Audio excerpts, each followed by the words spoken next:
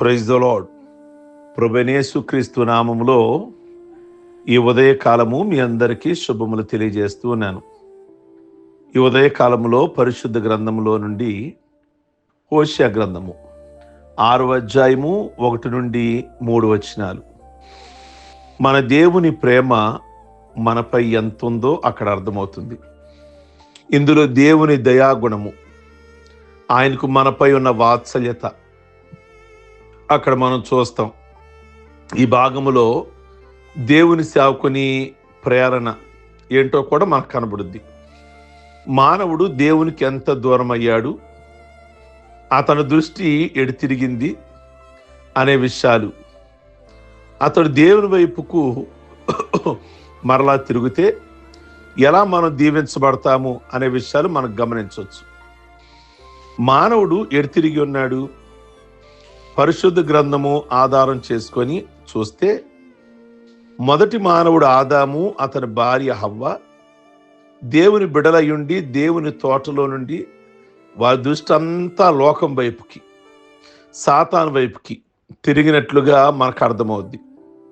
ఆదికాండం ప్రకారం దేవుని ఆజ్ఞ, ఈ పండు తిన్న రోజే మీరు చనిపోదురు అనే మాటలని మనం గమనిస్తున్నాం. అంటే ఇంచుమించుగా సాతానుడి వైపు అవ్వ కూడా తిరిగిపోయినట్లుగా.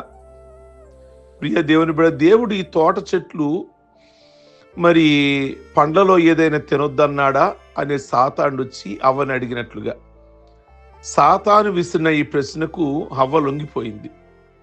తన దృష్టి దేవుని వైపు నుండి తిరిగిపోయింది. తినవద్దన్న పండును తెచ్చుకొని తిన్నది, అవిధేయురాలైపోయింది. ఏది దేవుడు వద్దంటాడో అదే మానవుడు చేస్తూ అన్నాడు. యెహెజ్కేలు గ్రంథంలో 8వ అధ్యాయము 16వ వచనంలో, వారి వీపులు యెహోవా ఆలయం తట్టును, వారి ముఖములు తూర్పు తట్టులను తిరిగి ఉండెను. అంటే బలిపీఠమునకు మధ్య 24 మంది పెద్దలు, 24 మంది ఉన్నారు. వారి వీపులే దేవుని వైపుకి పెట్టారు. వారి ముఖాలు మాత్రము ఆ తూర్పు వైపుకి త్రిప్పేశారట. వారు దేవుని వైపుకు చూడటలేదు, తూర్పు వైపుకే ఉన్నాయి ముఖాలు. ఈనాడు చాలా మంది యవనస్తులు కేవలము వారి ముఖాన్ని లోకం వైపుకు త్రిప్పివేశారు. మరి ఉదయకాలమందు నీ ముఖము దేవుని వైపుకు త్రిప్పుకున్నావా? ఆయన ఆజ్ఞలను విధులను పాటిస్తున్నామా? నీతి కలిగి బ్రతుకుచున్నామా? మనం ప్రశ్నించుకోవాలి. తూర్పు దిక్కునున్న సూర్యుని కాంతి గల విషయముల వైపుకు నీవు తిరిగిపోయావా? అదే నీ విధానం అయితే నీవు దేవునికి దూరమైన వ్యక్తివని తెలుసుకోవాలి. భక్తుడైన దానియేలు ఏం చేశాడో గమనించారా? దానియేలు గ్రంథంలో మనం చూస్తాం. అనుదినము మోకాళ్ళుని తన ఇంటి పైగది కిటికీ యెరూషలేము తట్టుకు తెరిచి ఉండెను అని మనం చూస్తాం. యెరూషలేము తట్టుకు చూచువాడు దేవుని పవిత్రాలయపు దిక్కుకు చూచే తత్వం కలిగిన వాడు దానియేలు. ప్రియ దేవుని బిడ్డలారా, మీ జీవిత సమస్యలలో మీరు ఏ దిక్కుకు తిరుగుతున్నారు? దేవుని వైపుకా లేక లోకం వైపుకా? పాపం చేసే ప్రతి వ్యక్తి కూడా లోకం వైపుకే తిరుగుతున్నాడు. దేవునికి తన వెనక భాగాన్ని మాత్రమే చూపిస్తున్నాడు. దేవుని వైపు తిరగడానికి ఇష్టపడట్లేదు. యెహోవా యొద్దకు మరలుదుము రండి.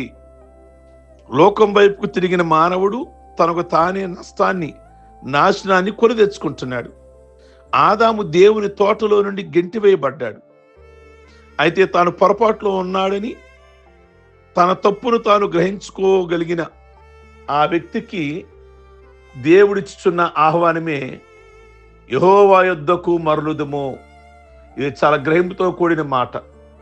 యిర్మీయా గ్రంథం 15వ అధ్యాయము 19వ వచనంలో దేవుని మాటలు, నువ్వు నా తట్టు తిరిగిన ఎడల, నువ్వు నా సన్నిధిని నిలుచున్నట్లు నేను నిన్ను తిరిగి రప్పింతును.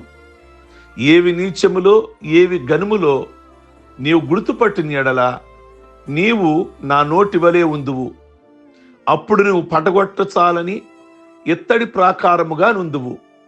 నిన్ను రక్షించడానికి, విడిపించడానికి నీకు తోడయుందును. చూసారా, దేవుని ప్రేమ. ఒక్కసారి గనక నువ్వు వెనక్కి దేవుని వైపు గనక తిరిగితే, లోకం వైపు నడవడం కాదు, లోకం వైపు చూడటం కాదు, ఒక్కసారి మరలా ప్రభు దగ్గరికి వస్తే నిన్ను ఎలా వాడుకుంటాడు ఆయన, ఎలా, ఏది నీచమో ఏది ఘనమో నువ్వు అర్థం చేసుకోవాలి, నువ్వు గుర్తుపట్టాలి. ఏది మంచిది ఏది మంచిది కాదు, ఏది దేవుని మార్గము ఏది దేవుని మార్గం కాదు, ఏది దేవుడి చిత్తమో ఏది దేవుడి చిత్తం కాదు, మీరు గమనించాలి, గుర్తుపట్టాలి అని యిర్మీయా ద్వారా దేవుడు వ్రాయిస్తున్నాడు. ఇక పాపముల జోలికి పోనని తీర్మానం చేసుకొని దేవుని వైపుకు తిరుగుము. తాను చేసిన తప్పును గ్రహించుకున్న యోన పలికిన మాటలు గుర్తు చేసుకోవాలి.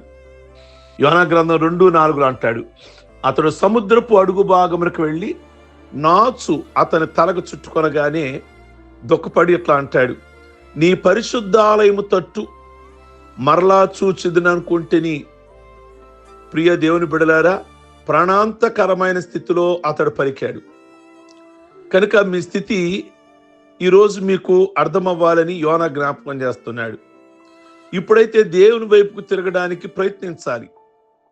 పరిశుద్ధ గ్రంథంలో 2వ దినవృత్తాంతాల గ్రంథం 19వ అధ్యాయము 4వ వచనం, దేవుని దాసుడైన యెహోషాపాతు తన కలిగిన అపజయాలన్నీ తలంచుకున్నాడు.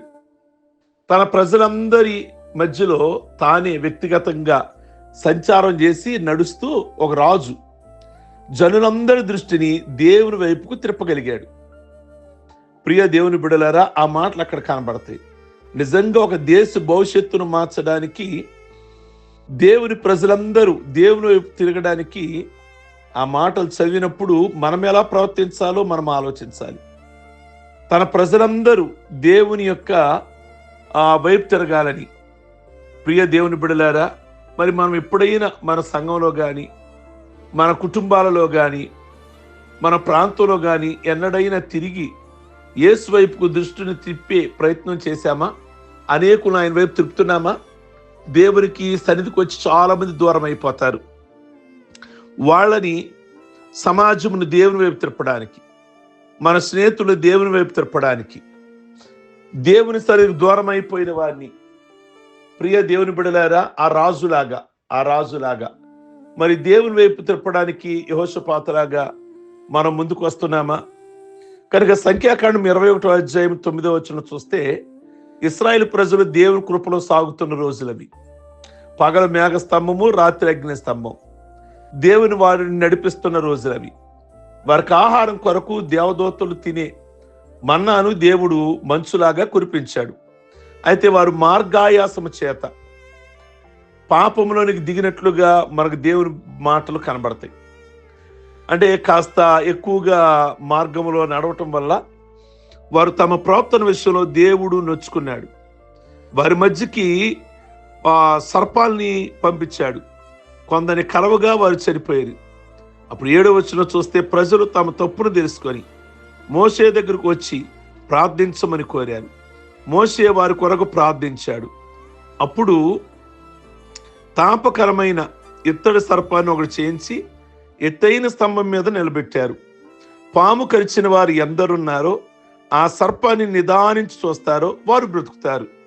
మోషే దేవుడు చెప్పినట్టు చేయగా ఆ సర్పమును ఎవరైతే నిదానించి చూస్తారో వారు బ్రతుకుతారు.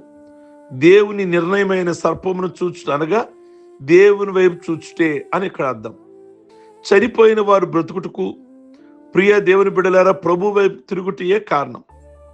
కనుక మీరు ఎప్పుడైనా దేవుని యొద్దకు మరలకుంటే, ఇప్పుడైనా దేవుని వైపుకు మరలకుంటే మీకు మేలు కలగదు.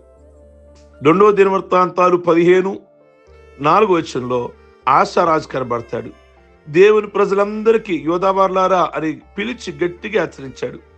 మీరు దేవుని పక్షపు వారై దేవుని వైపు తిరగని ఎడల ఆయన మిమ్మను విసర్జించును అన్నాడు. తన ఆశ్రయదుర్గమైన ఇశ్రాయేలు యెహోవా యొద్దకు మళ్ళుకొని ఆయనను వెతికినప్పుడు ఆయన వారికి ప్రత్యక్షమాయను. టోటల్గా ఇక్కడ చదివిన భాగాలు, నేను ఇచ్చిన రెఫరెన్సులు ఒకటే మాట జ్ఞాపకం చేస్తున్నా. ఆయన వైపు గనక మళ్ళిని ఎడల, ఆయన వైపు గనక చూచిన ఎడల, హోషేయ 6వ అధ్యాయం 1వ వచనం ప్రకారంగా ఇప్పటికి జీవితాలు చీలిపోయాయి. ఎక్కడ చూసినా చీలిపోయిన కుటుంబాలే. భార్యాభర్తలు ఒకే దగ్గర ఉంటున్నారు, కానీ వారి అభిప్రాయాలు చీలిపోయి ఉన్నాయి. ఐక్యత లేదు. సంఘ బిడ్డలు, ప్రియ దేవుని సేవకులు, అలాగే విశ్వాసులు విభేదించి తండ్రి కుమారులకు ఐక్యత లేదు. అంతా చీలిన విధానమే. దేవుని యొక్క ప్రియ దేవుని బిడ్డలారా, మరలా పూర్వస్థితి రావాలి అంటే నా వైపు తిరగాలి అనే మాటలని ఈ ఉదయకాలమందు ప్రతి మాట కూడా మనం ఇక్కడ గమనిస్తే అదే కనబడుతుంది. హోషేయ గ్రంథంలో చూస్తే మానవుడు లోకం వైపు తిరిగి ఉన్నాడు. తన వీపునే నాకు చూపిస్తున్నాడు, ముఖాన్ని లోకం వైపు పెట్టాడు అని అక్కడ రాసుకొచ్చారు. ఆదాము అవ్వ అదే చేశారు. దేవుని సన్నిధి నుండి వారు గెంటి వేయబడ్డారు. యోనా గ్రంథంలో కూడా ఇప్పుడు నీ వైపు చూస్తున్నాను అన్నాడు యోనా. దానియేలు కూడా అన్నాడు, నీ పరిశుద్ధాలయం వైపే నేను చూస్తున్నాను అన్నాడు. అరణ్య మార్గంలో కూడా ఇశ్రాయేలీలు నష్టం వచ్చాక అర్థం చేసుకున్నాక ఆ ప్రభు వైపు, ఆ సర్పం వైపు, ఆ ఇత్తడి సర్పం వైపు వారు చూచాక, అంటే ప్రభు వైపు ఎవరైతే చూస్తారో లోకం వైపు కాకుండా, వారు మరలా నేను కడతాను, నేను మరలా వాళ్ళని ఆస్వాదిస్తాను, మరలా వాళ్ళని దీవిస్తాను అనే మాటలు ఇక్కడ కనబడుతున్నాయి. ఈ ఉదయకాలమందు మరి మీ వీపులు లోకం వైపు ఉండాలి, మోకాలు దేవుడి వైపు ఉండాలి.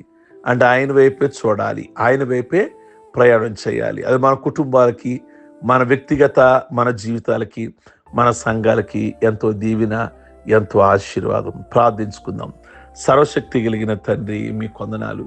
హోషేయలో చెప్పిన లేఖనాన్ని బట్టి నిజంగా యెహోషాపాతు కానీ, యోనా కానీ, దానియేలు కానీ, వీళ్ళందరూ కూడా ప్రభువా, ఇశ్రాయేలీయులు కానీ కొన్ని సందర్భాల్లో అరణ్యంలో మీ వైపు చూసినప్పుడు ఎలా విజయాలు కలిగాయి, చూడనప్పుడు ఎలాగున వాళ్ళు నష్టపోయారు. కనుక మా వీపులు లోకం వైపు, మా ముఖాలు మీ వైపు ఉంచాలి. కానీ వారైతే వారి వీపులు మీ వైపు పెట్టారు, వారి ముఖాలు లోకం వైపు అటే ప్రయాణం చేస్తున్నట్లుగా. కనుక అలాగును కాకుండా మీ వైపు చూచేవారుగా, మీ వైపు మా హృదయాలు తిప్పుకునేవారు ఉంచమని ప్రార్థన చేస్తున్నాం. ఈరోజు ప్రతి కుటుంబంలో కూడా మేలు కలుగులాగున కృప దయచేయండి. వివాహము కాని బిడ్డలకు ఈ సంవత్సరం వివాహాలు జరగాలి. సంతానము లేని బిడ్డలకు సంతానము కలగాలి. గర్భిణీ స్త్రీలకు సుఖమైన కాన్పు దయచేయండి. అలాగే ప్రభువా, మీ కొందనాలు, ఎవరు ఏ జీవనోపాధిని కలిగి ఉన్నారు ఆ జీవనోపాధి ద్వారా వారి కుటుంబాలను పోషించి దీవించి ఆస్వాదించమని ప్రార్థన చేస్తున్నాం. ఈ ఉదయకాలం ముందు ప్రభువా, పెళ్లి రోజులు, పుట్టినరోజులు, రక్షణ పొందిన రోజులు చేసుకుంటున్న బిడ్డలందరినీ కూడా బహుగా దీవించి, బహుగా ఆస్వాదించి ఇలాంటి నిండు సంవత్సరాలు ప్రభువా అయ్యా మీ కొందనాలు ఆయుష్ ఆరోగ్యాలతో నింపి మేలు చేయమని యేసు పరిశుద్ధ నామములో అడుగుచున్నాం తండ్రి. ఆమేన్. God bless you. ఈ వర్తమానం మీకు దీవెనకరంగా ఉంటే ఆయన వైపు తిరిగితే ఆశీర్వాదం. అనేకులకు ఫార్వర్డ్ చేయండి, లైక్ బటన్ నొక్కండి, కామెంట్ బాక్స్లో మీ అభిప్రాయాన్ని వ్యక్తం చేయండి. Okay, God bless you.